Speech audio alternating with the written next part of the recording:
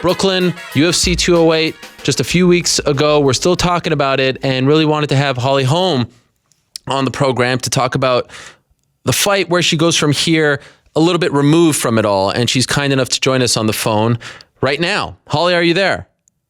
I'm here. How's it going? It's going great. Thank you so much for the time. I understand you went on a bit of a vacation after the fight, right? Were you not in Peru? We had a friend's wedding down there, so it was a quick trip, but it was fun. And just, home a couple days and then back out. But I'm back and kind of just training a little bit already here. I don't want to overdo it, but just a little bit. So we're around 3 weeks removed from the fight. The kind of competitor that you are, and you talked about, the losing streak and all that before the fight, is it still eating at you? How are you coping with it all, especially given the controversial nature of it?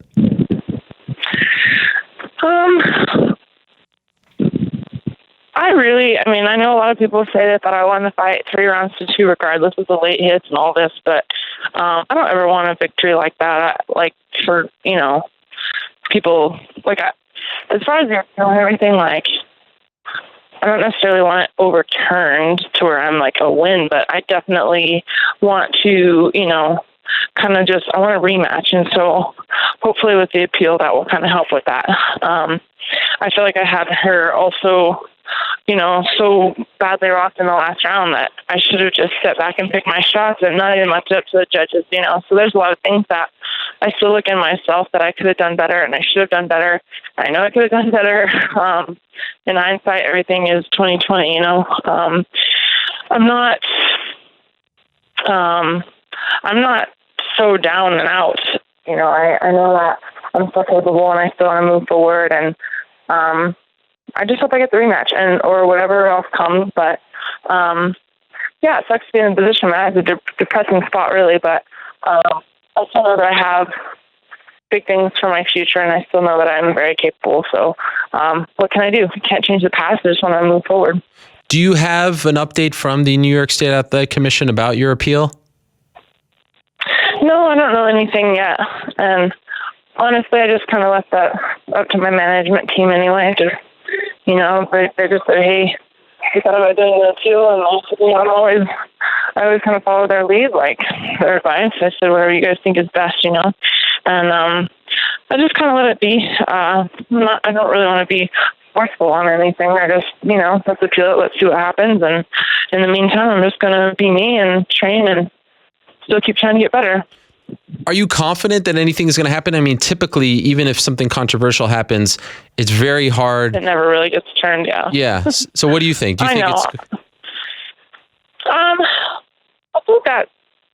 I think that it in this case it's possible only because of it's not just scoring.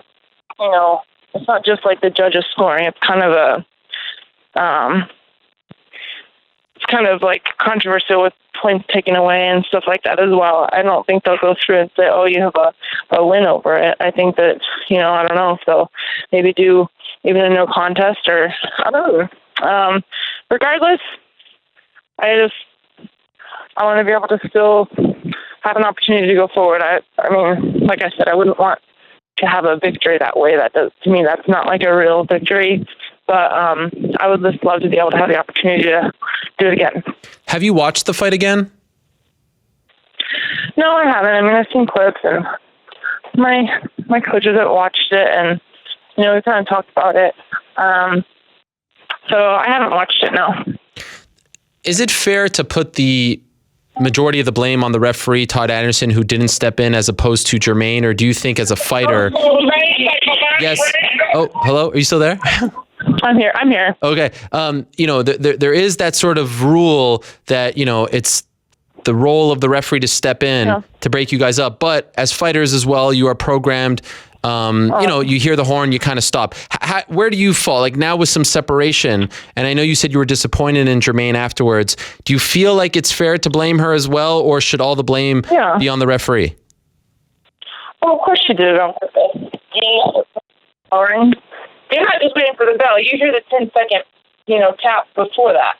The bell's even coming. So, no, she wasn't in the heat of the moment, and especially not doing it twice, and especially, kind of the cockiness she had after it. But even still, I wish I would have just kept going after the bell too. You know, I'm not trying to be like a wuss about it and whine. That's definitely not what I'm trying to do.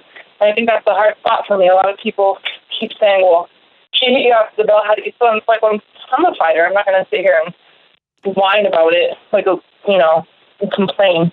Because there's a lot of things that I could have done if I just went on my own anyway. And, but, I mean, at least own it. She knows she did it on purpose. And one of them definitely rocked me. Mm-hmm. During the fight, I felt it. I sat down on the stool, and Mr. Wingerton asked me, like, hey, how you feeling? I said, that one wrong with me, but I think that I'm not going to let it, you know, put doubt in my mind. Like, I think I can recover from it, so let's just fucking go. And that's what we did. And I did recover from it for the most part, you know. In the fight, I felt like I held it together a little better than I actually showed. In my mind, I was like, ooh, I'm wrong. I just need to walk to my stool. I don't want her to know I'm wrong. You know, I didn't want her to do that. I didn't want the judges to, like, see that or anything like that. You know, I always just want to hold it together. And then when I watched the film, I was like, no, I was walking, like, totally, like I was drunk. But like I said, I mean, I was with it. I was with it mentally because I knew exactly what happened. And I mean, I had the conversation with my team, and I just told them, you know, let's go anyway. And what are you going to do at that point? I'm not going to call a timeout. That's just ridiculous. So, you know, I guess I should have kept going too. Let's just go through the rest of the time. I'm ready to go. I don't even, you know. And of course, she comes out and wants to chat up like she's best friends at the beginning too, which is a bunch of, like, usually when I'm fighting, I don't even like to do that, but I definitely don't want to be the disrespectful fighter either. So I don't know. I feel like if we did it again, things would be a lot different on that aspect. So there's a whole fight that happened outside of those two punches past the bell, so I don't ever want to put all blame on that. Has that ever happened to you in your boxing/MMA career? I'm pretty sure not MMA because I've seen all your fights, but I'll ask it anyway, including boxing. Have you ever been repeatedly hit after the bell like that? I think there's been, like, at the end of a combo, like, you know, they're throwing a 4-punch combo and the last one kind of hits. I don't think they're ever, you know, maybe one time, one round. There's been a couple times some of the girls, like, after a round, they kind of, you know, when you're walking back to your corner, they, like, shoulder check you on the way or something like that. Anytime that a fighter ever did something like that, like, just kind of a shoulder bump, or I would just think, oh, they're frustrated. You know, usually if you really feel like you're winning a fight and you really feel like you're dominating the bell ring, you don't feel like you have to do that. You know, usually when fighters do that, I feel like it comes out of a frustration thing for me. So it's not something I take personally. I actually take pride in it. Huh. That's interesting. When you found out that Cris Cyborg was exonerated, were you disappointed? Because it seemed like, I mean, there's no options at 145. They haven't signed anyone else. Okay, if Cris is on the shelf, this opens the door for the rematch. Now she might, you know, get it first. What did you think when you heard that? Well, I don't know. I don't really know what was going on with all that, and I hate to be, you know, I know I heard that she said that she doesn't think that I deserve a rematch, but if it would have been a different fighter in a different fight that wouldn't be her, she probably wouldn't have said that. I mean, anybody else could point the finger and say that she doesn't deserve to fight. That's not what I'm saying. I try to kind of stay out of a lot of that. Nobody knows the real story. But I do think sometimes there's a lot being said out there. And I mean, to me, I feel like if there's somebody that deserves that fight, I feel like it would be me. But if they put that fight together with Germaine and Cyborg, then okay, you know what? That's fine. I'm just not one of those fighters that's going to sit here on the sidelines and whine and complain. You know, I want to do the best with whatever opportunities are given to me. So I hope the opportunity is given to me. If it comes, I'll just do the best I can with it. I mean, you can spend a lot of sleepless nights and wasted energy on something that you can't control. Do you prefer 145 over 135 forget about belts, division, like just how your body feels in there. Do you feel a difference between the two weight classes? I mean, the weight cut definitely was easier. I only had to lose like 2 or 3 pounds. Right. So the weight cut was super easy, which made a little less stress. And there's something to say for that, but usually being at 135, I'm the bigger, taller fighter, so there's pluses with that. I mean, there's just with either fight, there's just whichever way it goes, there's pluses and minuses both ways.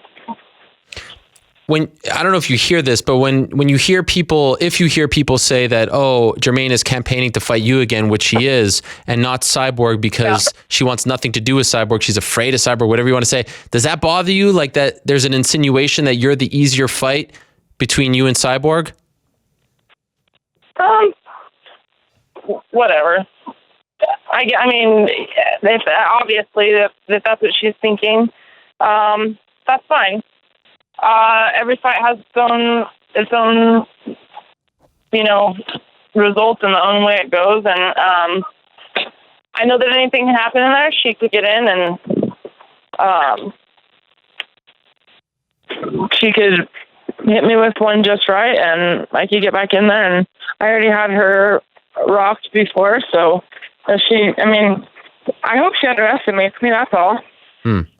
I mean, I know that Cyborg's really tough and she's very strong, but every style makes a difference. Every matchup makes a difference. And, I would never sit here and say one person's better than the other because any fighter has their own strengths. So if she's overlooking me, then I think that that's just more of a problem for her. Has the UFC reached out to your management about what they want to do with you next? Have they come up with anything? No. Last I heard, Germaine was just going to the doctor to see how she's doing. I don't know, something with her arm. I'm not really positive.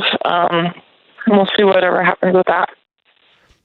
One thing that among many other things that I very much respect from you is how you show up to the press conferences even after some of these tough losses. Do you feel like there is professional obligation to at least talk about, even though you probably don't want to? It's clear you're not enjoying this. You'd rather be somewhere else. You don't want to be sitting in front of all of us schlubs answering these questions, but you do it every time.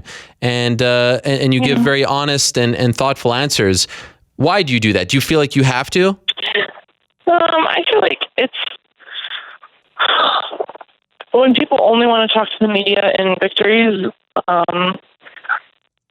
For me, my personal thing is, even in a loss, the sooner I face it and the sooner I'm more honest with what mistakes I made, the sooner that I can learn from those mistakes and get better. So if I have to go in there and talk about my loss, to me, I might as well start facing it right away. The sooner I face it, the sooner I can learn from it. Have you always been that way? Yes. Do you feel like there is an obligation of course, Ronda didn't speak after she lost to you, after she lost to Amanda. Other fighters have not shown up, but you did every single time. Do you feel like there is a sort of responsibility when you're a professional athlete to do that? In some ways, yes, because every athlete wants people to praise them when they're doing well, and then they want them to all be quiet when they're not doing well. But I never really think about it. For me, it is just a personal thing. Whatever obstacles in front of me, I need to face it. I don't want to just disappear from it because then I'm going to sit at home and even battle with my own doubts more. I think the best times to learn are when you're, honest with yourself. A lot of people, I think, have a hard time.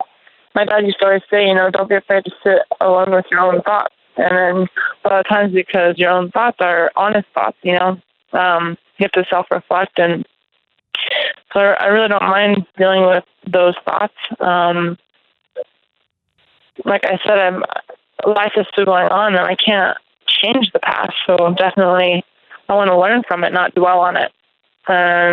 So let's just face it. Let's talk about it and move forward. Are you still enjoying all of this? Yes, I love it. I just went to. Right now, yes, I have a big hole in my heart that just, an ache in my heart. having 2 losses, and that hole just got bigger, you know. I'm not saying that it doesn't bother me. I think a lot of people, they think, you know, they see me still wanting to live my life and still wanting to push forward and wonder how I really feel. Well, yeah, I cry. I have days where I'm really upset about it, but I'm not, you know, going to hide under a rock for the rest of my life, and I'm still in charge of my own happiness. And the only thing to cure this is another victory, so that's what I need to go for. I don't want to just sit aside and you know, just be in a dark place. I still want to surround myself with my friends and my team and people who know that what I'm passionate about and know that I'm wanting to still be involved in this passion that I have, you know. I do sometimes have to separate myself from people who don't do that, from the people that, you know, think I should be retiring and having babies and all that kind of stuff.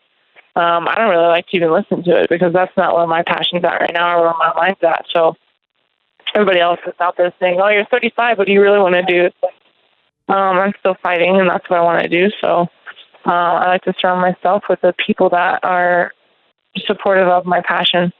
Are you getting a lot of pressure to start a family, to stop doing this? You've been doing. I think it's just the main like question everybody asks. Like, oh, you're coming off of 3 losses. You're 35. You're female. You're married. I mean, it's like that big picture. I think that only people can really see, and so it's a lot of questions that I get.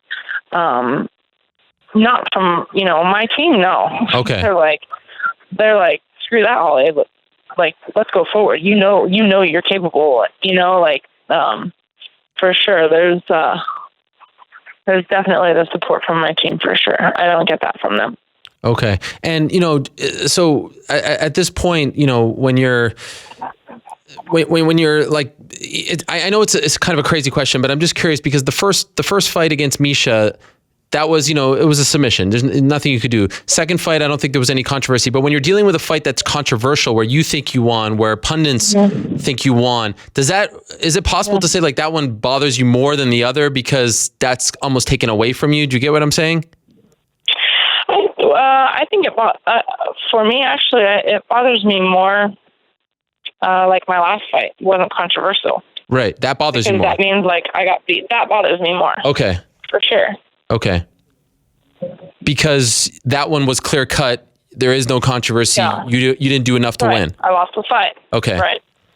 But when you do enough to win, at the end of the day, it's all about the victory. That's it. And I don't want a victory given to me either.